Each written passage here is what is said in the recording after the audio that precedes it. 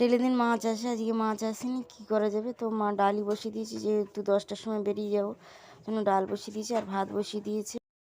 Hello everyone, সবাইকে good morning. কেমন আছেন সবাই? আশা করছি সবাই খুব ভালো আছেন।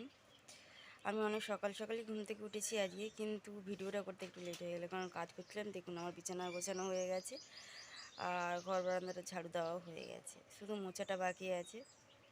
আর মারও রান্নাটা বসিয়ে দিয়েছে, ভাত বসিয়েছি আর ডাল সিদ্ধ বসিয়েছি। যেহেতু মা আজকে তাড়াতাড়ি যাবে, 9টাতে যাবে, ওই জন্য দুটো উনুনে রান্নাটা করছে। রান্নাটা বসিয়ে দিয়েছে।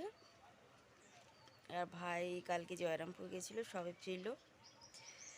তো কথা বলতে বলতে একটু লেট হয়ে গেছে। সবাইকে ঝুমুর লাইফস্টাইল চ্যানেলে অনেক অনেক স্বাগত জানাচ্ছি। আশা করছি আজকের ব্লগটা আপনাদের ভালো লাগবে। যদি ভালো লাগে প্লিজ লাইক করে দেবেন এবং শেয়ার করবেন বন্ধুদের সাথে। তো পরে আবার কথা হচ্ছে আপনাদের সাথে।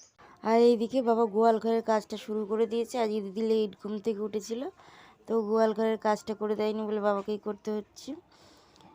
ওই গরুটার দুধও বাবার দোয়ানো হয়ে গেছে।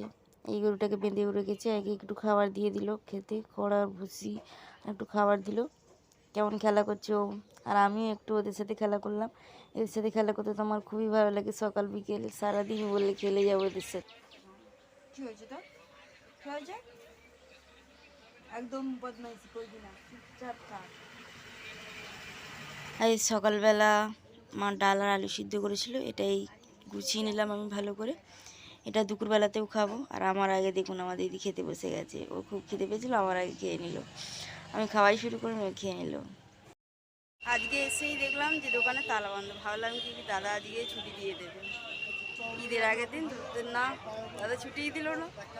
ভালো লাগে না, সবাই শপিং করছে, আমি শপিং করতে পারছি না।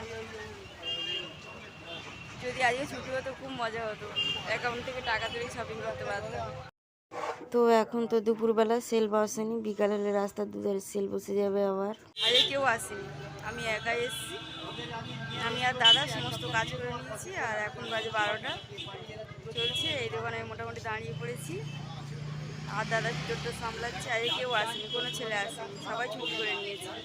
আর যেই বিকাল হয়েছে নাইটি দোকানে কিরেটে লোক নিচ্ছে। দাদা অনেক কষ্টে একটা ছেলেকে ফোন করে করে আনতে পেরেছে, আর একজন তো আসেইনি, কোনো আতা পাতা নেই। আর এদিকেও দাদা কুর্তি সেল দিয়ে দিয়েছে। রাস্তার দুধারে ভালোই সেল বসে গেছে। আর ওইদিকে রয়েছে প্রমিলা সাইকেল, সিলেদার্সের সামনেই দোকান। আর এদিকে ফুলওয়ালাও বসে গেছে আজকে। কালকে বৃহস্পতিবার আছে বলে আজকে ফুলওয়ালাও বসেছে। অনেক ফুল ছিল, আমার তো খুবই ভালো লাগে রজনীগন্ধা ফুলের স্মেলটা।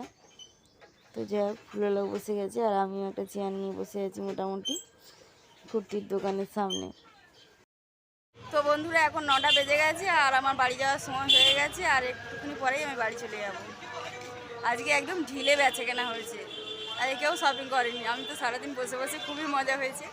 ভেবেছিলাম খুব খাটনি হয়ে যাবে, কেউ আসেনি। তো দুপুরের দিকে দাদা অনেক কষ্ট করে একটা ছেলেকে ফোন করে ডেকেছিল, আর একটা ছেলেকে আসতে বলেছিল, সে আসেনি। ঈদের জন্য তো ওদের ঈদ, আর ঈদের আগের দিন কাজ করতে ভালো লাগে। আমি হলে তো আমিও কাজ করতাম না।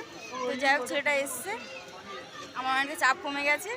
আর আজকে একদম ঢিলে বেচে কেনা হয়েছে, খুব মজা হয়েছে। আমার দাদা তো খুব হয়েছে। তো বন্ধুরা সবাইকে পবিত্র ঈদের অনেক অনেক শুভেচ্ছা রইল আমার তরফ থেকে। আজকে ভিডিওটা দেখবেন। হ্যালো এভরিওয়ান, সবাইকে শুভ সন্ধ্যা। বাড়ি আমি চলে এসেছি, সবাই এলাম বাড়িতে। ট্রেনটা আজকে একটু লেট করেছিল, না হলে আজকে ট্রেনটা পেতাম না। আজকে আবারও হাঁটতে হতো। আমার দিদি বসে বসে রান্না করছে এখন, আর সবাই ফিরেছি। এখন দেখি কী করি। এই যে আমার দিদি রান্না করছে।